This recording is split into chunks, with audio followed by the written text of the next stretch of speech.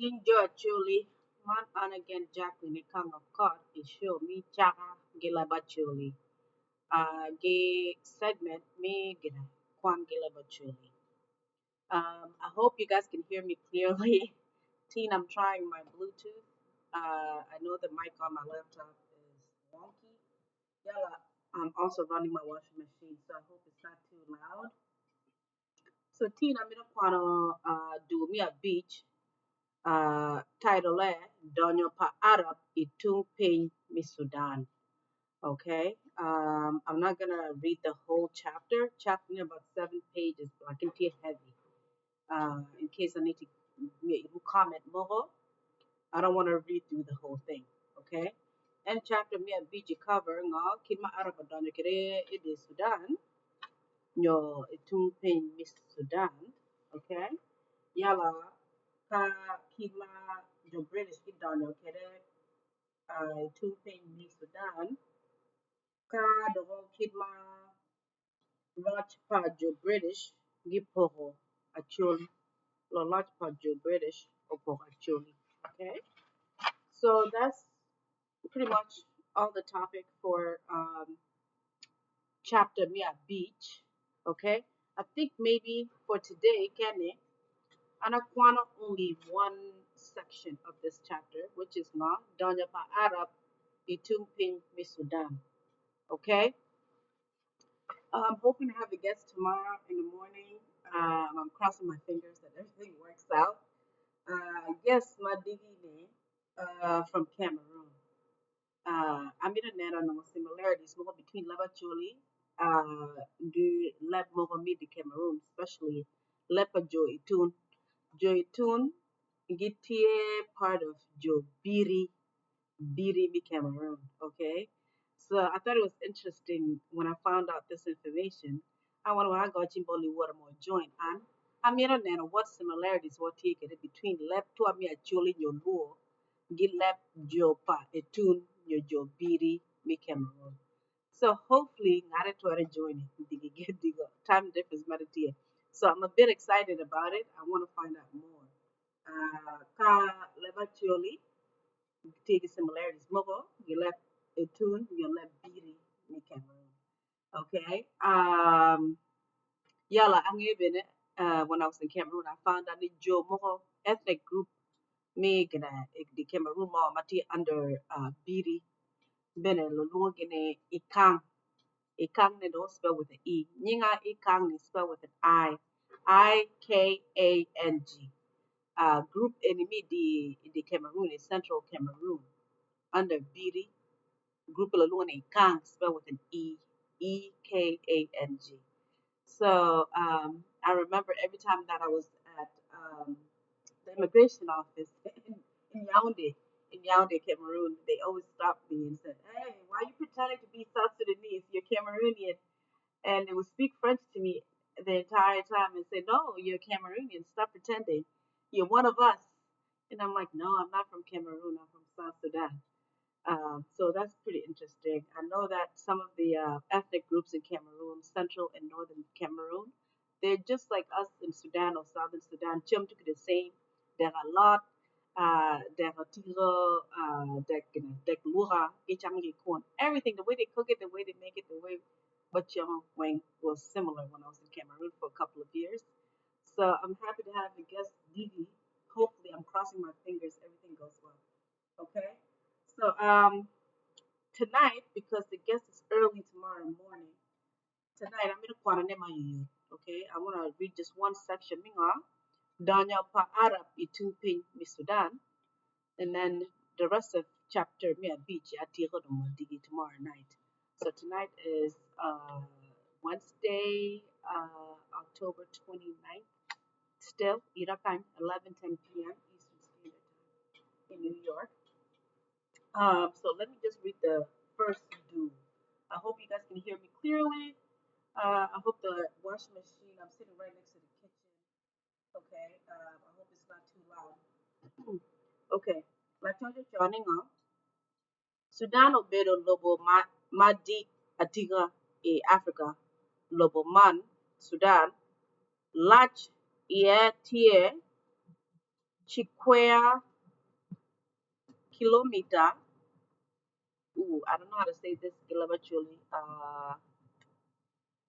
Tier 2,505,810 kilometers.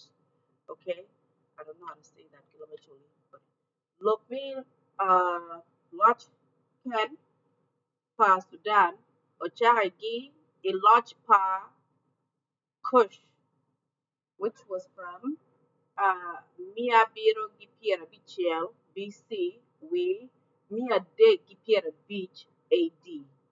Ma Wajone, Tie uh, Tie Tek Totual, Kidma Lok Pa Quaro Megi, Pedano, Ochoyo Pin.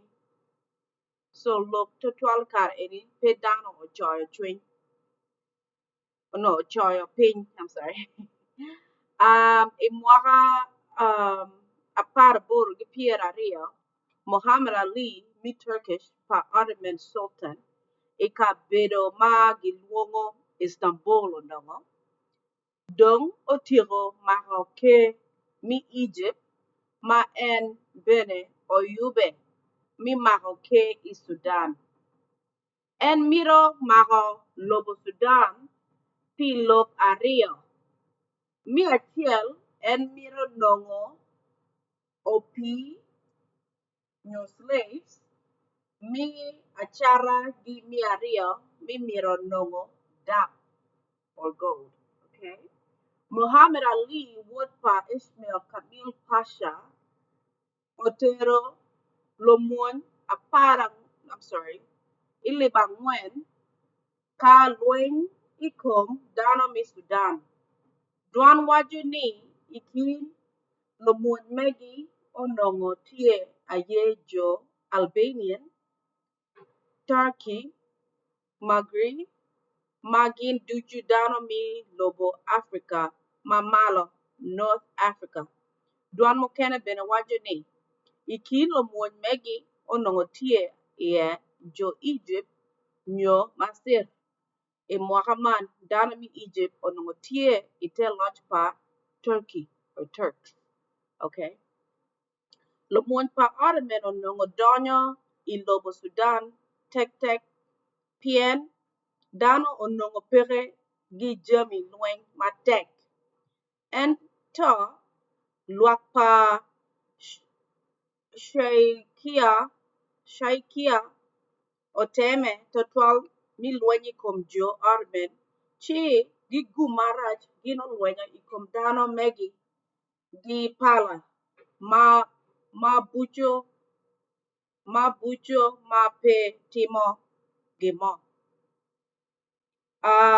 Chi dana mi Ottoman obedo ka lweny ikom lo Sudan gi lo dugu. Lodi nyo ja alian Max Gileb Arab.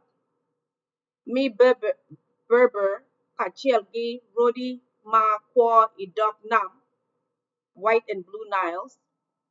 Gin odiero kom gi both Ottoman. Okay? Chut Muhammad Ali omio chik matek ni miero gichiel dano ducu matie i dok nam pien ka gin otimo kidman weko lo Sudan pe nongo la tela megi manyen oyoroyot. Muhammad Ali owacho ni mi nongo la tela manyen i kin lo Sudan miero ote mwaka piero abichiel. Jo Turkey okero Circassian Manluk obed Governor General mi Sudan. Duan bene wacho ni Manluka ye ochako Khartoum i mwaka apar aboro gi piero ariyo gi abich ma en bene ochako puonjo dano opi nyo slaves ma okelo gi Nuba Mountains gi Upper Nile or Malakal mi doko lo muony Sudan. Kari bet jo Turkey oroyo lo Sudan imun wanongone inge mago lobo Sudan la tela manyet bi Sudan Ishmael Sudan oker chik matek ni dano miero ochul muchoro gi dano makwo nyo gi le pajo chalo diangi gi romi wagi bel. Okay, so they wanted us to pay taxes either in slaves or people or with animals. Okay. Imwaga apar bor gi piero ariyo achiel gi apar bor gi piero bor wabich ma Turk loyo lo Sudan ochol ma tung piny mi Sudan gin ogak gi chuny achiel gin pe miro ribe gi dhano ma woko gin bende pe miro winjo puonj dini pa Arab nyo pa muni Dan Acholi onongo tie gi dini mi kwaro kit ma wabineno ne lachien i buk man. Okay. I mwaka apar bor gi piero bor wi achiel Mohammed Ahmed ma obedo dano mi Dungula or Donkula ang'eyo ko how to pronounce that ma tie gi mwaka piero ang'wen kachiel gi Madi gin olwenyo i kom jo Turkey ka gin oriemo gin woko. Luok pa Ahmed ma olwenyo i kom dano mi Turkey obedo lo dini mi Islam ma giluongo gin ni Ansar.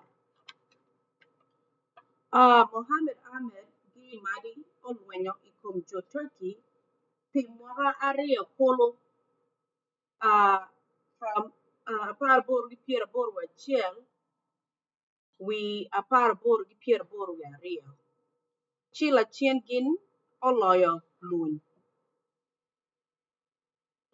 Mohammed Ahmed obedo dano ma okwano dok en tie gi ng'ech matut i kom dini mi Islam. I kar ma Ahmed otieko kwan mere en odak i kula lum ma giluongo ni Aba Island. En dong otero lweny i kom dano mi Turkey gi i kula lum man. Ahmed okero kome i rom adek pa jo Islam. Mi achiel en wacho ni en aye ladit ma loyo Muslim, head of true Muslim community. Mi ariyo en aye la profeta pa rubanga ki mi adek en aye Mahdi ma twero nyuro lok ma obitime i nyim nyo agigi pa lobo. I mwaka apar bor gi piero bor wi ang'wen okero Gordon Tien mi ariyo mi bedo Governor General i Khartoum en otuk gi niang ni lok mi kuch i kin Mahdi gi miri mi Turkey kachiel ki duogo lo muony mi Egypt i lobo megi pe yot en dong okero tam mere mi gwoko Khartoum nyo kal lo muony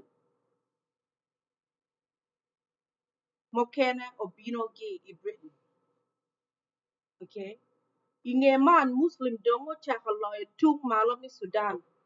Ento Mahdi gin gi loreme Mohammed Ahmed oneno ni kit mi donyo tung piny mi Sudan podi odoko tek.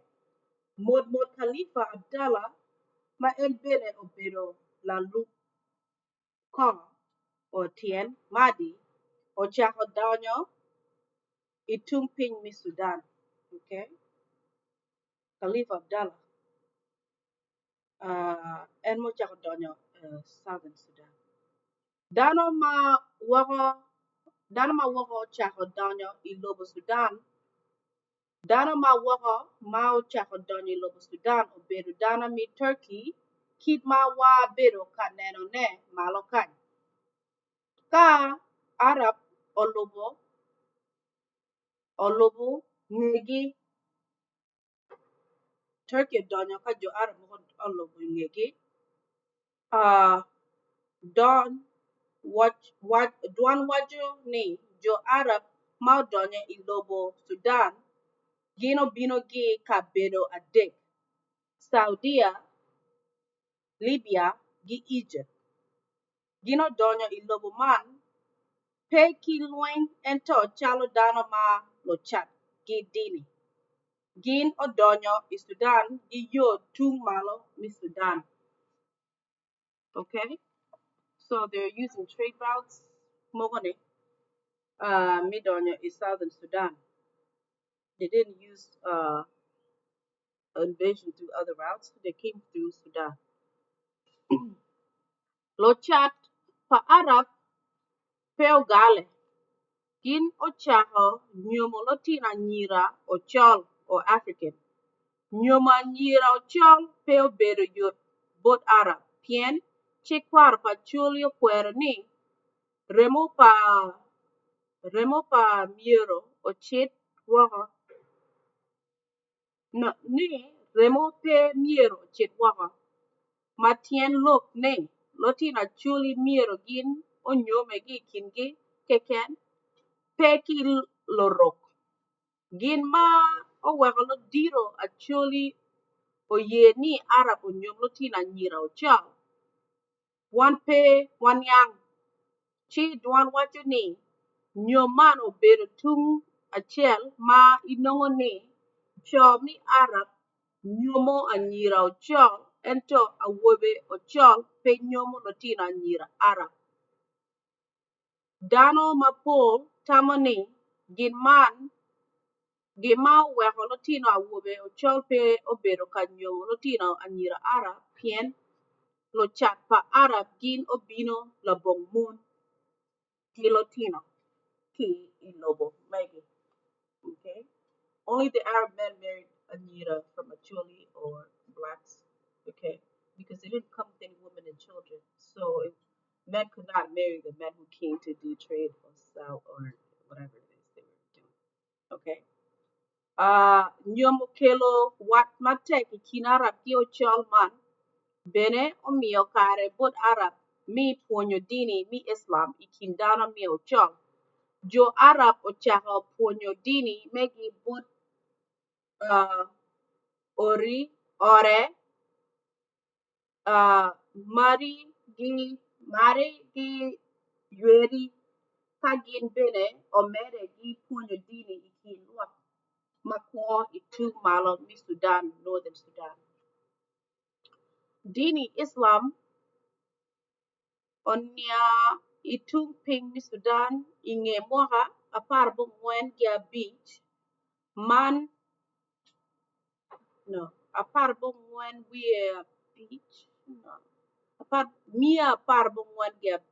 is the right way to say it, 1905. Man mwaka ma jo Arab oyele kwede mot gi chat megi kagin odonyo kwede i tung piny mi Sudan or Southern Sudan.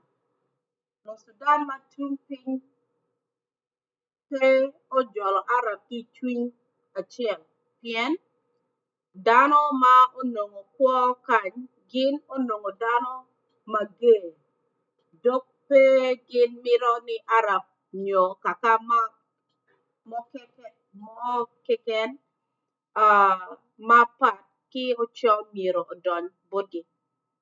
Pi man jo Arab onongo bedo tek totwal i tung piny mi Sudan. Kit ma bedo odoko tek Arab mapol odongo woko chien i Khartoum ka Arab ma odong manok i tung piny mi Sudan gin oguro kumgi i tan ma dongo chalo Juba, Malakal gi Wau. Dano mi Acholi obedo i kin dano mi South Sudan ma pe omiro ni Arab odony i lobo Magwi Piman gin pe omiyo kare bot Arab michiro kachat ilobo megi pi mwaga malach ento ikin mwaga apar bongwani pira degwe ario jo Arab onongo yo mi donyo ilobo Acholi. Gino chako donyo i Magwi kala chien gino mere gi chat megi i obo.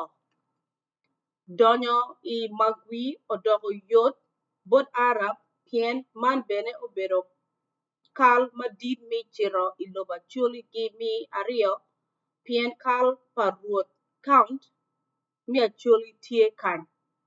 Okay? Ento gangi mukene chala palwa Pajok Lobone gi Panyikwara gin pe oye bedo pa Arab Ikang megi. Duan wacho ni lo chat pa Arab bene oteme mitero jami achara bot dano megi chingat mo mamiro wilo jami chat pa Arab obedo peke.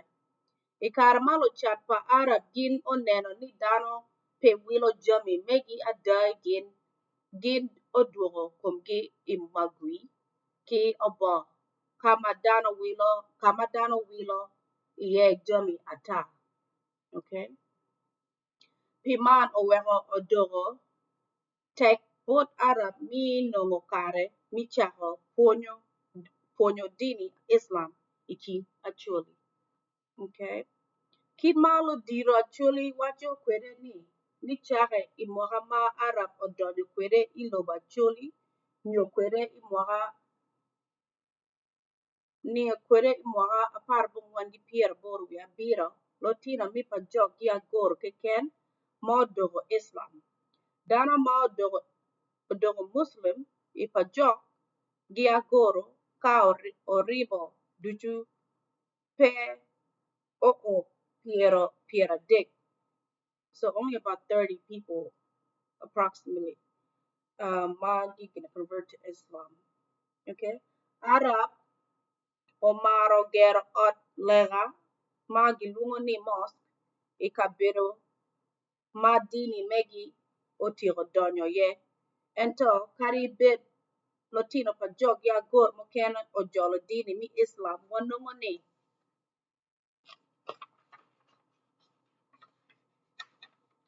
Okay.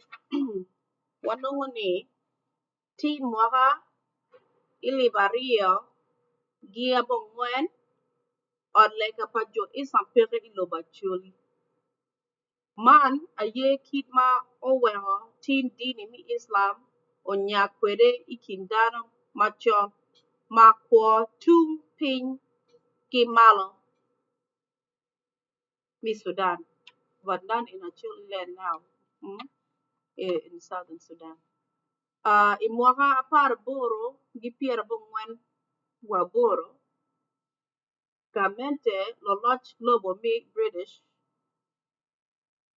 gi Egypt or Anglo-Egyptians or Chaka lueng mokene ikom Mahadist or Ansar.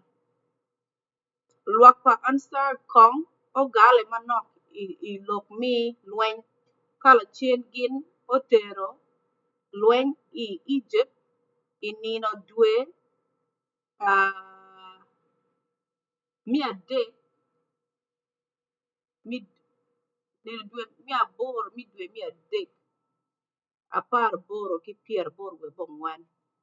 Duan wacho ni la dit muony ma gilungo Abd al-Rahman al-Najumi aye ma otelo wi lo muony i Egypt i kabedo ma gilungo ni Tushki. Okay. Gikany jo answer mapol oto ka dano manok ma odong gin odok i Sudan. Mana ye kit ma jo British gi Egyptian okwanyo kwere ke pa Arab Mahadia ka gin ochako miri manyen i Sudan. Okay, so I get Kenya in page 56. Munu kit mangone la church setunino nyalacha kid madong Arab gidon kediting pin Sudan. They came as a trade chat. to sell goods, but with also the ambition of spreading Islam in Sudan. Okay, they worked in certain areas.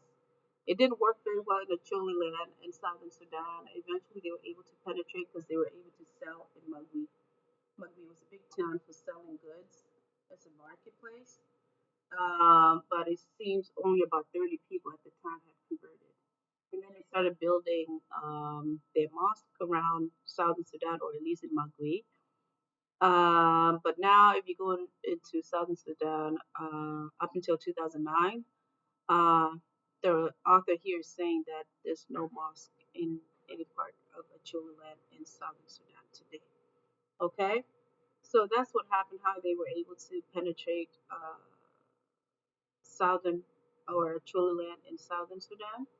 However, in northern Sudan and other places around Acholiland in southern Sudan, the Arabs or Muslims, they were able to penetrate that as well through trade and selling goods and slave trade and stuff like that. And it came through Sudan, right, from Egypt down to Sudan and to southern Sudan, while the British and the Western colonizers came through other parts from east to west, north and south to get into Sudan and Egypt. Okay, but I'll end here. Tomorrow I will read Donya Pa British Itung Ping Sudan. Thank you so much, Man Jackline Ikang My show me nga Chaka Gilabachuli, segment me Kwan Gilabachuli. Please subscribe, leave a comment, like, share. Join me as a guest to talk about any of the stuff I've been reading, anything about Atekwa Pacholi, Nyola Pacholi. Follow me on Facebook, Chaka Gilabacholi's official page. I'm also on Facebook as South Sudan. Lamera is on Facebook as Alice Okot. Thank you so much. Have a good night, good morning, good evening. Hopefully tomorrow I will have a guest early in the morning. I will post something to see if there's any relationship between Acholian people of Southern Sudan or Sudan and the Biri people of Cameroon or the Atun people of Cameroon. I want to see if there's any similarities between our languages, our culture, and our food. Join us tomorrow. Hopefully I will have Honorable Dr. Manny Kumda Marcel. He is from Okola, Cameroon, by way of Yaoundé. He's now stationed in Yaoundé. He is from Itun. He speaks Itun. The village he's from is Okola, but Itun is part of Bidi of Cameroon. Okay? Thank you so much, guys. Have a good night. Thank you. Bye bye.